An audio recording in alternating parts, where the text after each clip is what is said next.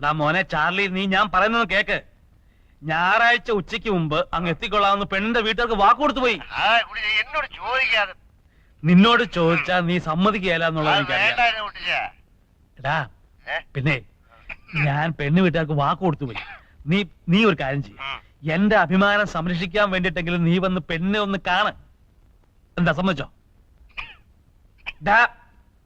സമ്മതിച്ചോന്ന്? നിർബന്ധമാണെങ്കിൽ ശരി. പിന്നെ എടാ ഉവേ, ഞാൻ വണ്ടി എടുക്കുന്നില്ല. ഞങ്ങൾ ഞായറാഴ്ച രാവിലെ 7 മണിക്കങ്ങ് എത്തും. നീ നേരെ സ്റ്റേഷനിൽ വന്നാ മതി. ഓക്കെ?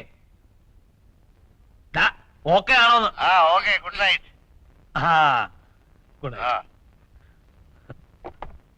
ഞങ്ങളെന്ന് പറഞ്ഞത് എന്നെയും കൂടി ചേർത്താണോ? പിന്നല്ലാതെ. എന്നാ ഞാൻ വരില്ല. ഈ ചടങ്ങിൽ നീ ഉണ്ടാവണം. അവന്റെ കാര്യം നീ നോക്കണ്ട. ഞാൻ നിനക്കാരാ? നിനക്ക് എന്നോടൊരു കടമയില്ലേ, ബാധ്യതയില്ലേ? അതുപോലെ തന്നെയാ എനിക്ക് അവനോടും. അവൻ എനിക്കാകെയുള്ള ഒരേ ഒരു കൂടപ്പറപ്പാ, എന്റെ ഒരേ ഒരു ബന്ധു. എനിക്കും ഒരു അനുജത്തി ഉണ്ടായിരുന്നുള്ളൂ, ഒരേ ഒരു അനുജത്തി.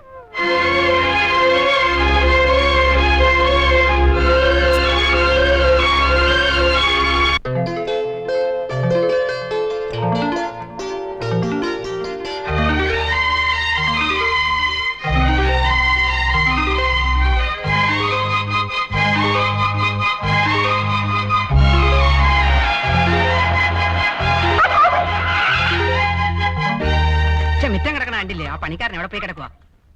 നിന്നോട് അപ്പോഴേ ഞാൻ പറഞ്ഞില്ല ഇന്ന് കുളിപ്പിക്കേണ്ടത്. കുഴിച്ചു പോയില്ലേ? നീ പോടാണ്.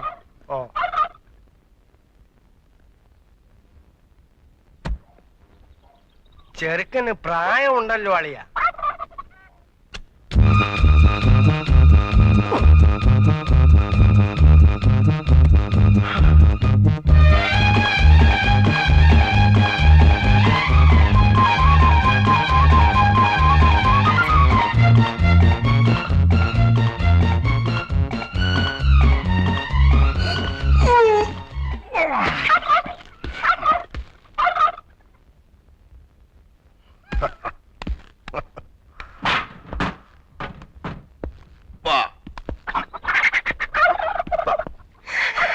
ഇതന്നെ പെണ്ണുങ്ങളാരും ഇല്ലല്ലോ. നീ നോക്കിയിട്ട് അതേ കണ്ടുള്ള കുഴപ്പം. നല്ല മുഖശ്രീ. കൊള്ളാവുന്നൊരു ദിവസമായിട്ട് എന്റെ വായിന്നൊന്നും കേൾക്കണ്ട, ഞാൻ പറഞ്ഞേക്കാം. നമസ്കാരം. നമസ്കാരം. നമസ്കാരം. ആ മിറ്റമൊക്കെ ഒന്ന് വൃത്തിയാക്കാൻ സാധിച്ചില്ല.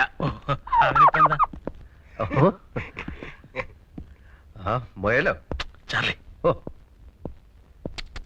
പടാ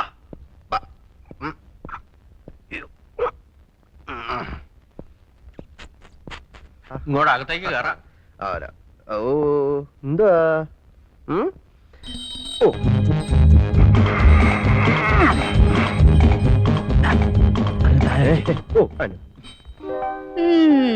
പോടി.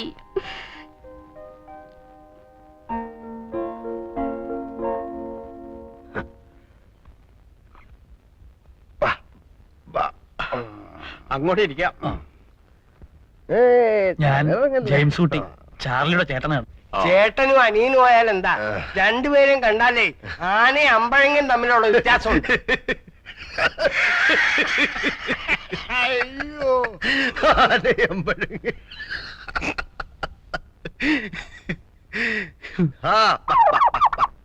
ചേട്ടത്തിയേ, ചുരം കയറി വന്നതാ. എല്ലാവർക്കും ദാഹമുണ്ട്. അല്ല, ഈ ചെറുക്കൻകുട്ടി വരുമ്പോ പെണ്ണുങ്ങൾ ആരെങ്കിലും കൂടെ കാണണ്ടല്ലേ? പെണ്ണുങ്ങളെന്ന് പറയാൻ ആകെ കൂടെ ഉള്ളത് എന്റെ വൈഫാ. എവരെല്ലാം അങ്ങ് അമേരിക്കയിലല്ലായിരുന്നോ? നമ്മുടെ നാട്ടു നടപ്പും ചടങ്ങും ഒന്നും അവിടെ ഇല്ല. അവിടെ എല്ലാ കാര്യങ്ങളും നോക്കുന്നത് കമ്പ്യൂട്ടറാ. അതാരാ? അല്ല, അത് ഞാനും കണ്ടിട്ടില്ല, കേട്ടിട്ടേ ഉള്ളൂ. അപ്പൊ ഇട്ടിച്ചായോ, നമുക്ക് കൊച്ചിനെ വിളിക്കാലോ അല്ലേ? ഭയങ്കര ഉഷ്ണം.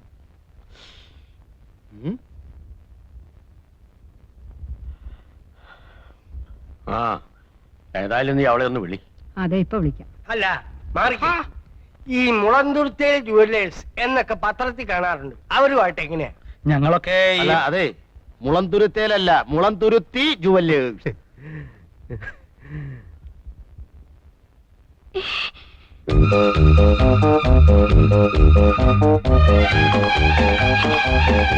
കൊടുക്കുമോളെ അയ്യോ അമ്മച്ചി. പേടിക്കാതെ മോളെ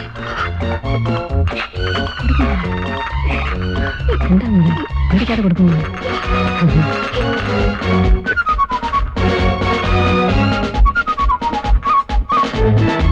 ആ പേടിക്കാതെ കൊടുക്കും മോളി.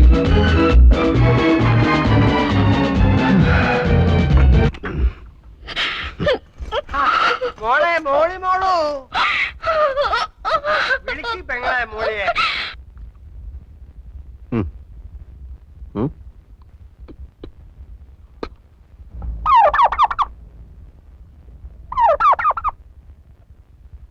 നിനക്ക് ചെറുക്കന് ഇഷ്ടമില്ലെങ്കിൽ വേണ്ട മോളെ.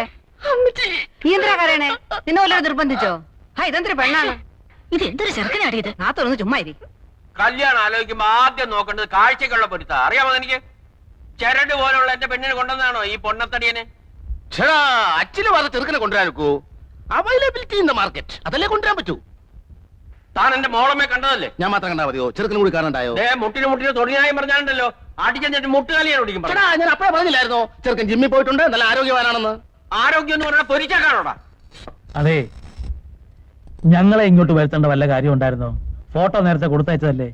കണ്ടു മോന്ത മാത്രമുള്ള ഒരു ഫോട്ടോ കൊടുത്തയച്ചത്. മോന്ത മാത്രം? ആ ഫുൾ സ്കാർഫ് സൈസിലുള്ള ഫോട്ടോ അല്ലേടോ തന്നെ തന്നയച്ചത്? അത് ഡയറി കൊള്ളാത്തോണ്ട് കട്ട് ചെയ്ത് തലയും ഉടലും വേറെയാക്കി. എന്നിട്ട് ബാക്കി എവിടെ? ഞാൻ തിന്നിട്ടൊന്നുമില്ല, സൂക്ഷിച്ചു വെച്ചിരിക്കുക. ആവശ്യപ്പെട്ട കൊടുക്കാൻ. കണ്ടോ, ഇപ്പൊ മനസ്സിലായല്ലോ. എന്നിട്ട് ടീച്ചറിനോട് നിർബന്ധമായും ചോദിച്ചോ ഹോട്ടൽ എവിടെയാണെന്ന്? ചോദിച്ചോ?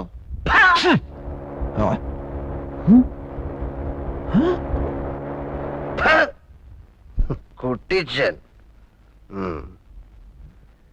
നീ എന്നെ വിളിച്ച് വരുത്തി കളിയാക്കി അല്ലടാ? ആരാടാ എനിക്ക് പേരിട്ട് കുട്ടിച്ചൻ?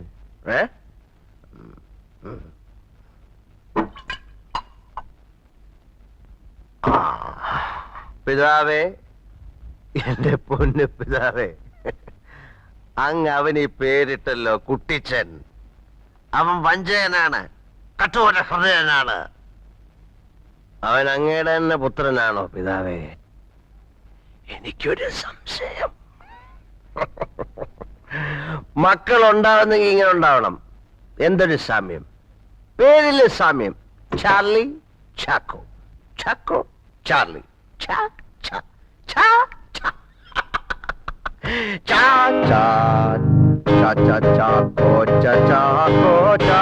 സ്തോത്രം ചാക്കോ ചാ ചാക്കോ ചാ. സ്തോത്രം എന്റെ പൊന്നു പിതാവ് ചാക്കോ ചാ. സ്തോത്രം എന്റെ ഒറ്റ പിതാവ് ചാക്കോ ചാ. സ്തോത്രം.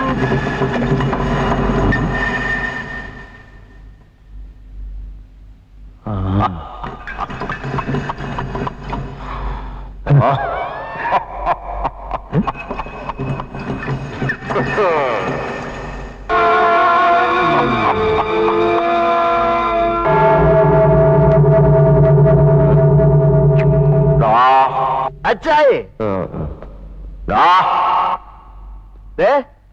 ഒരു കാര്യം മറ്റേ പണി കാണിക്കരുത്. കൈ ചൂണ്ടാകടാ മോനെ. നീ 4-ാം പ്രമാണം ലംഘിക്കുന്നു.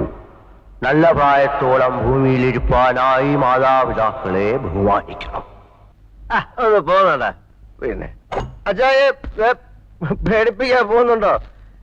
10 അച്ഛന്മാരെ വിളിച്ച് തലങ്ങനെ വിലങ്ങനെ നിർത്തി ഞാൻ ഒപ്പീസ് ചൊല്ലിക്കേ.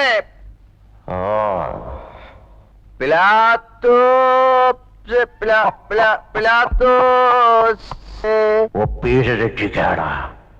ഓയ് മഴയുണ്ണി ക്ഷണഭങ്കുരമോ ലോകവും അതിലെ ജളികാശകളും.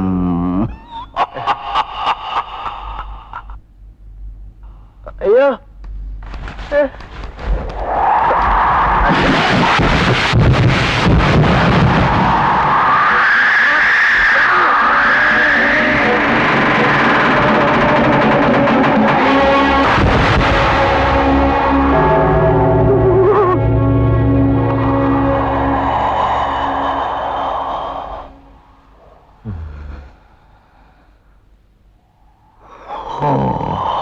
എന്റെ അച്ചായി പുണ്യാളനായ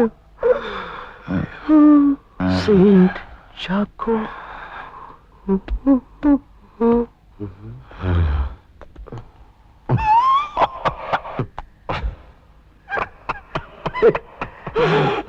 നീ അങ്ങ് മുട്ടനായല്ലോടാ.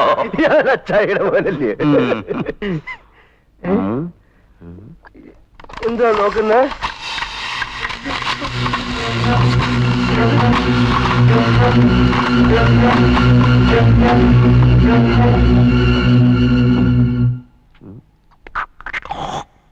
അയ്യേ, അവിടെ നിന്നും തുപ്പല്ലേ?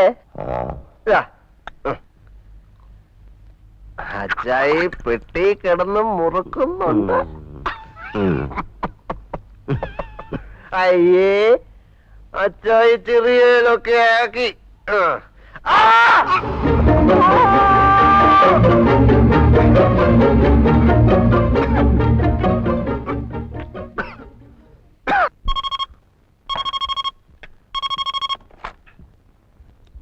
Hello James കുട്ടിയുണ്ടോ?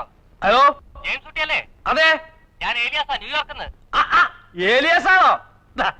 താൻ നല്ല ഫോമിലാണല്ലോ മച്ചമ്പി. എടോ, സാറേ അടുത്തുണ്ടോ? ഉണ്ട്. എന്താ എന്നാ സാറേട് ഇപ്പൊ പറയണ്ട. എന്താ അല്ല, എന്താ കാര്യം? നമ്മുടെ രവിയേട്ടൻ ഫാമിലി സഞ്ചരിച്ചിരുന്ന കാറ് ഒന്ന് ആക്സിഡന്റ് ആയി. Oh my god. എന്നിട്ട് രവിക്ക് എന്തെങ്കിലും സംഭവിച്ചോ? എല്ലാവരും ഹോസ്പിറ്റലാണ്.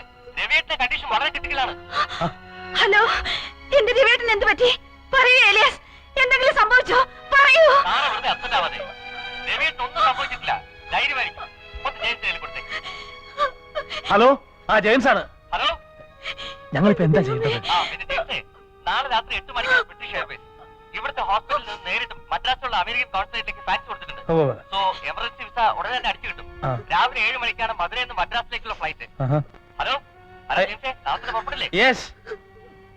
ഹലോ. എനിക്ക് എന്റെ രവിയേട്ടനെ കാണണം.